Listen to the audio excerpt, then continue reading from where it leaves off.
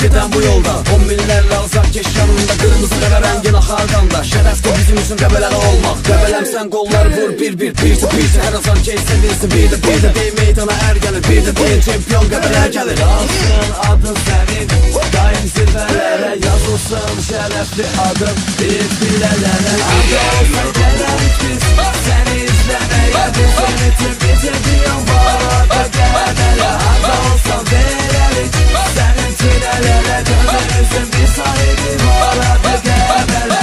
Vur qolu rəqib danışmasın, sustur bəsdir, qaşı qərə susub bu qəbələ fan qolundakı səsdir. Qəbələ qol vurur və qələbə qəbələnindir. Qəbələ meydandan çıxan hər rəqib bizə baş əyir. Gedə zəfərə qəbələ indi zirvələri fəth eləyir. 2-0-0-5-də yarılan birlik qan eləyir. Çempion oldu ya məğlub oldu, bizim üçün inanaz fərq eləyir. Əsl qəbələ falatı həmişə qəbələ ilə fəxr edir. Harda olsa gələrik biz səni izləməyə, bizim üçün bir çempion var orada qəbələ. Harda olsa verərik sənin çilələrə, gözümüzün bir sahibi var orada qəbələ. Harda olsa gələrik biz səni izləməyə, bizim üçün bir çempion var orada qəbələ. Harda olsa verərik sənin çilələrə, gözümüzün bir sahibi var orada qəbələ.